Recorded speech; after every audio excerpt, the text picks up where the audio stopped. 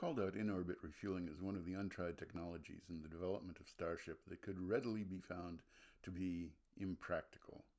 Most of the criticism about impracticality centers on the fact that it would take at least 15 flights of Starship configured as a tanker to refuel one Starship in orbit. That's a generous assessment that assumes minimal boil-off of propellant as Starships are stacked, launched, retrieved, refurbished, refueled, and relaunched from as yet unbuilt multiple launch facilities, and it assumes that Starship hits its originally announced specifications for payload. All of those factors are in doubt. Some of you may be aware that spacecraft do in fact get refueled while in orbit, but let's take a look at the scale. The International Space Station, or ISS, requires about 7,000 kilograms of rocket propellant each year to keep it in orbit and get out of the way of space junk. That may seem like a lot, but it is about 10% of the amount of water that needs to be resupplied to the ISS each year. Logistically and cost-wise, resupplying ISS with fuel is a small part of the logistics of maintaining ISS.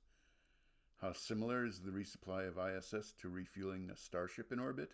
ISS uses hydrazine and dinitrogen tetroxide oxidizer to power its positioning engines. Hydrazine is a hypergolic fuel, which means it's very reliable for use in orbit, but it has a number of downsides.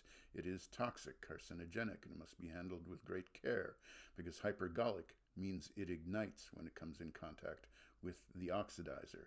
Starship, on the other hand, uses liquid methane and liquid oxygen. The main complication with those propellants is that they are cryogenic liquids. That means if you don't use them right away, they tend to boil off. Also, not being hypergolic, Starship's Raptor engines need an ignition mechanism and the correct fuel mixture and fuel pressure to restart in orbit. The boil-off of cryogenic propellants isn't a big problem on the ground. They're stored in insulated tanks. They can be pumped and or pressurized with nitrogen gas. They're not particularly expensive, so you can buy enough of them to compensate for boil-off, and you use them up in literally a matter of minutes when you fire a rocket. In orbit, it's a race against time and a battle against solar heating. The process of refueling, which takes a few hours on the ground, takes days or weeks in orbit in a vastly more hostile and complicated environment. Fuel doesn't flow or settle due to gravity. It sloshes around and forms floating globules in partly filled fuel tanks. It's possible to compensate for the lack of gravity with a little bit of acceleration, but the amount of fuel that needs to be transferred and the at least 15 transfer operations that need to happen is what makes the practicality of refueling a Starship in orbit as yet unknowable.